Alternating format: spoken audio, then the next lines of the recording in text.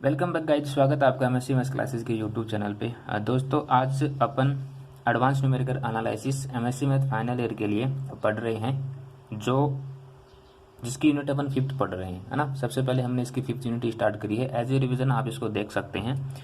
वैसे तो आज जो न्यूमरेटिव मेथड हमारा या फोर्थ ऑर्डर टेंसर मेथड जो है उसको करने वाले थे, लेकिन एक स्टूडेंट की रिक्वेस्ट पे उन्होंने हमें एक क्वेश्चन भेजा था, तो हम उसी क्वेश्चन को यहाँ पे सोल्व करवा रहे हैं। और फिर हमने देखा कि ये वाला जो क्वेश्चन है ये 2018 में भी आया हुआ है। आप यहाँ पे देख पा रहे होंगे 2018 में लिखा है, तो 2018 में इस क्वेश्चन को पूछा गया था। तो मैंने सोचा कि चलो इसको करवा देते हैं, है ना। देखो, वैसे तो उसमें कुछ नया है नहीं, वही है हमारा सेकंड ऑर्डर मेथड को यूज में लेते हुए इस क्वेश्चन को करना है हमें। तो सेकंड ऑर्डर मेथड मैंने आपको बता दिया है, इससे पहले भी मैंने आपको 2 एग्जाम्पल करवाए हैं। ये और तीसरा एग्जाम्पल है इसके ऊपर, सेकंड ऑर्डर मेथड या फिर फाइनाइट डिफरेंशियल मेथड के ऊपर। ओके, आपको मेथड पता है, आपको एग्जाम्पल पता है, तो बस यही एग्जाम में आना है। इस यूनिट से आपको सिर्फ यही पढ़ के जाना है। आपके यहाँ से 20 मार्क्स जो आप इजीली कैरी कर सकते हैं। ओके गाइज, तो चलो जो बंदा था तो उसकी रिक्वेस्ट पर हम ये सवाल आपको दे रहे हैं। देखिए सवाल में क्या दिया है। हाँ, एक चीज़ और, आगे बढ़ने से पहले प्लीज़ अगर आपने अभी तक चैनल को सब्सक्राइब नहीं किया तो चैनल को सब्सक्राइब कीजिए। अगर आपको वीडियो से थोड़ी बहुत भी हेल्प मिलती है तो प्लीज़ इसको लाइक किए बिना ना निकलें। ये मोटिवेशन मिलेगा मुझे इससे, बाकी और कोई खास बात नहीं है। As you wish. Okay, so देखिए इसमें क्या सवाल में क्या लिखा है। सवाल में लिखा है कि solve the boundary value problem y double dash equal to x y. साथ में हमें कंडीशंस गिवन है y0 बराबर y डैश 0। यहाँ पे ये y डैश है, ये डैश इस पे यहाँ पे नहीं, यहाँ कहीं होगा, यानी इसका एक बार अवकलन हो चुका है। अवकलन होने के बाद में हमें वैल्यू मिली है 1 and y1 equal to 1 with step size h equal to 1/3। यहाँ पे h की जो वैल्यू है वो आपको 1/3 दे रखी है, ठीक है। यानी कि कितना दे रखा आपको, अल्टीमेटली 33 सही 1/3%। ओके, कहा है साथ में सवाल में using second order method. Okay, अगर यही सवाल आपसे फोर्थ ऑर्डर मेथड में पूछता तो आपको बताना पड़ता। मैंने आपको एक एग्जांपल करवाया भी है, उसको फोर्थ ऑर्डर टेंसर में भी पूछा गया है। तो वो अपन जब फोर्थ ऑर्डर मेथड करेंगे उस टाइम पर उस एग्जाम्पल को मैं फोर्थ ऑर्डर से भी आपको बता दूंगा। ओके, वो सेकंड ऑर्डर से भी पूछा गया है और फोर्थ ऑर्डर से भी पूछा गया। सो गाइज क्या करते हैं, इसको सॉल्व करते हैं क्वेश्चंस को। इसके लिए हमने क्या किया कि सबसे पहले हमें जो दिया हुआ है लेट गिवन डिफरेंशियल इक्वेशन, ये डिफरेंशियल इक्वेशन थी, इसको मैंने जे नोटेशन में लिखा, मतलब किसी जे डायरेक्शन में लिखा। कैसे लिखेंगे, Y double dash J equal to X J और वाई जे। सिंपल, जहां कहीं भी नहीं था वहां पे जे लगा दिया। अब आपको पता है जब हमने सेकंड ऑर्डर मेथड पढ़ा था वहां पर हमने वाई डबल डैश जे की वैल्यू निकाली थी। वो क्या होती है, ये वाली वैल्यू होती है। आप देख पा रहे होंगे इतनी जो वैल्यू है ये वाई डबल डैश जे की वैल्यू है। हमने यहाँ पे इसको रखा और ये एज दिस है, इसको कोई नाम दे दिया क्वेश्चन नंबर फर्स्ट। ओके, साथ में इस क्वेश्चन में वाई डैश 0 की वैल्यू भी आपसे पूछ रहा है, आपको गिवन है। तो हमने वहीं से सेकंड ऑर्डर मेथड से हमने एक वैल्यू ये भी निकाली थी वाई डैश जे की, ठीक है। तो वो हमें क्या मिली थी, वाई जे प्लस 1 माइनस वाई जे -1/2h। तो सबसे पहले हम इसकी वैल्यू निकाल लेते हैं, क्योंकि ये तो हमने निकालना सीख रखा है, ये कुछ नया होगा इसमें थोड़ा सा। तो इसकी वैल्यू निकालते हैं, वाई डैश जे की वैल्यू कैसे निकालेंगे, वही जे बराबर 0 1 2 3 रखने पे।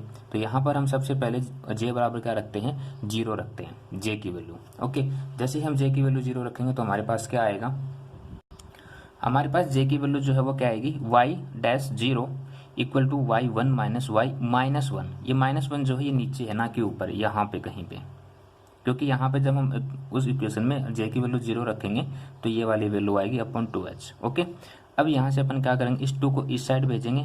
h की वैल्यू हमें गिवन है क्वेश्चन में, स्टेप साइज कितना दे रखा है, h की वैल्यू जो है वो कितनी है, 1/3। यहाँ पर 1/3 यहाँ पे रख सकते हैं अगर आप चाहें तो, या फिर आगे सोल्व करें तो वहां पे रख सकते हैं। ओके, तो यहाँ पर मैंने सीधा क्या किया, यहाँ पे वैल्यू रख दी h की 1/3। इस 2 को इस साइड भेजा तो 2y dash 0 as this as. अब यहाँ पे 1/3 रखेंगे तो ये ऊपर जाएगा, तो बनेगा क्या, 3y1 माइनस 3y -1। ओके, यहाँ से हम क्या करेंगे, इसको इस साइड लेके जाएंगे। इसकी वैल्यू भी इसकी वैल्यू हमें गिवन है क्वेश्चन में, y डैश 0 की वैल्यू क्या है, 2y0। ओके, इसको इस साइड लेके आएंगे, plus 3y1 minus 3y -1 equal to 2। Boundary condition हमें गिवन है, तो हमने बाउंड्री कंडीशन से ही इस इक्वेशन को क्या कर लिया, सेट कर लिया। 2y0 plus 3y1 minus 3y -1 equal to 0, sorry 2 and y3 equal to 1। अब एक चीज और यहाँ पे मैं इंक्लूड करूंगा कि नहीं, कमेंट में आप ये कैसे लिख रहे हो? अरे ये मैं आपको रिटर्न में इसलिए दे रहा हूँ, है ना, क्योंकि इसमें कैलकुलेशन ड्रिल होती है क्वेश्चंस के अंदर। आपको कैलकुलेटर का यूज करना पड़ेगा तो आपको ज़्यादा टाइम ना लगे क्वेश्चन को करने में, क्योंकि आप एज ए रिवीजन आप इसको कर रहे हैं तो समय आपको ज़्यादा ना लगे, उसके लिए मैंने इसको हैंड रिटन कर लिया। पहले से ही मैंने इसकी कैलकुलेशन वगैरह वो सॉल्व कर लिए हैं। अदरवाइज मुझे कोई दिक्कत नहीं थी, मैं वैसे भी करवा सकता था, पर वही है ना, 5 मिनट की क्लास फिर 20 मिनट में होती, क्या फ़ायदा होता उससे? क्योंकि जाहिर सी बात है मैं भी कैलकुलेटर यूज मिलूंगा तो मुझे भी टाइम तो लगेगा, इसलिए मैंने इसको पहले से वो कर लिया है। ओके, हाँ, कोई चीज़ अगर आपको समझ नहीं आ रही है तो प्लीज़ आप कमेंट करते रहिए, मैं देख रहा हूँ, है ना, मैं जवाब दे दूंगा, पर पहले आप क्वेश्चन पे फोकस हो जाइए, कमेंट आप बाद में करते रहिए। अब देखिए हमारी जो इक्वेशन नंबर फर्स्ट थी, अब यहाँ पर हमें कोई ना कोई वैल्यू ना हमारे पास इसकी वैल्यू तो है हमारे पास, इसकी वैल्यू नहीं है, इसकी वैल्यू भी नहीं है, तो हम क्या करेंगे, इनकी वैल्यू निकालने की कोशिश करते हैं। कैसे निकालेंगे? फिर वही तरीका अपना, पुट j इक्वल टू 0 1 2 और 3 इन इक्वेशन नंबर फर्स्ट। जो हमारी इक्वेशन नंबर फर्स्ट थी वहाँ पर मैंने पहले 0 रखा, फिर 1 रखा, फिर 2 रखा, तो हमारे पास ये 3 इक्वेशन आएंगे, 2 3 और 4। ओके, ये 2 3 और 4 नंबर जो इक्वेशन है वो 0 1 और 2 रखने के बाद में हमारे पास ये वैल्यू जो है आती है।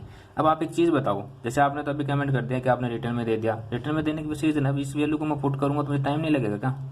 कैलकुलेटर को ऑन भी करना हो, ऑन तो चलो ठीक, ऑन करके रख लेते हैं ना, फिर इस वैल्यू को निकालें तो टाइम लगता है, इसलिए मैंने इसको सीधा यहाँ पे कर दिया। एज ए रिविजन आप इसको लें, गलत ना समझें प्लीज, रिक्वेस्ट आपसे।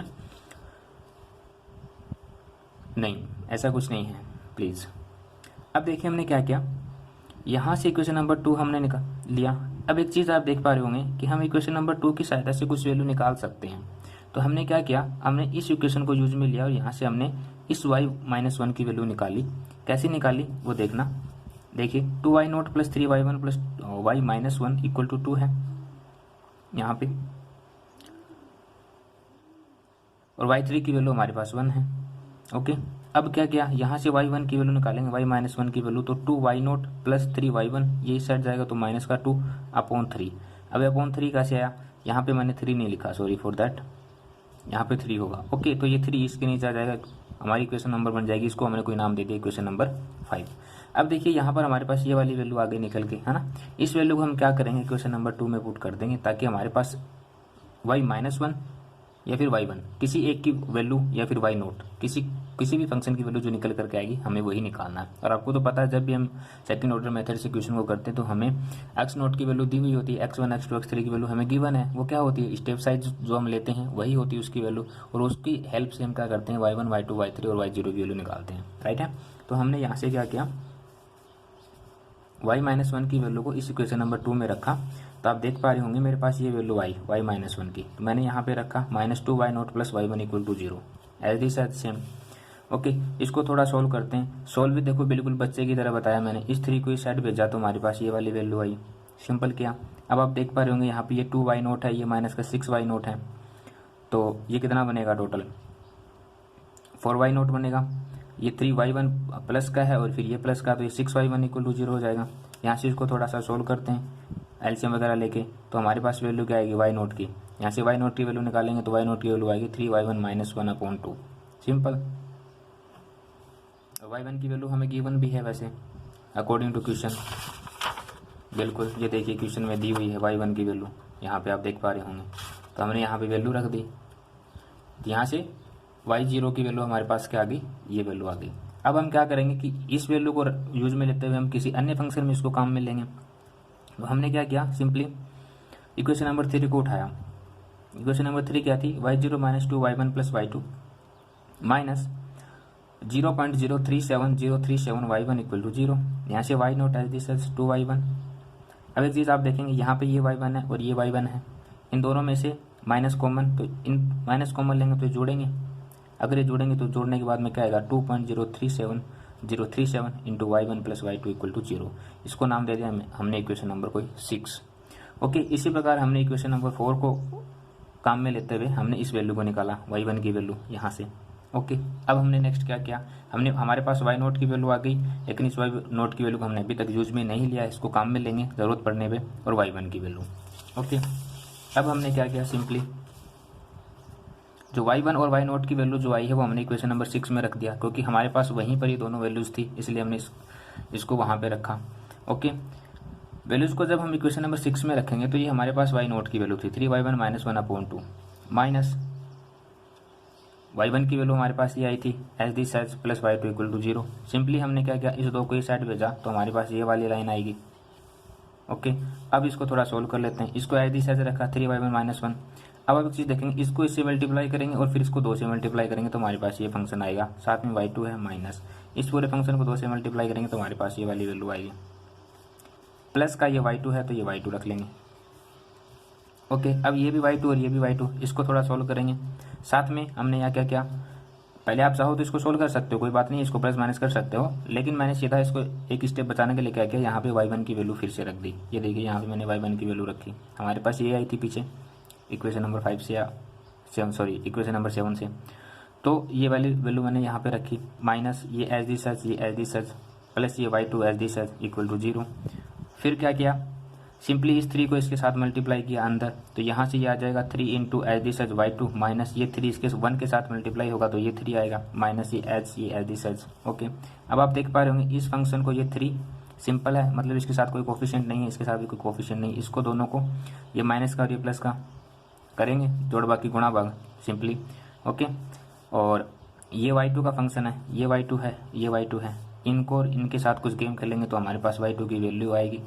एक y2 की वैल्यू ये भी है, सॉरी एक y2 ये है, एक y2 ये है, एक y2 ये है, ये वाला इजीली आप सोल्व कर सकते हो ना।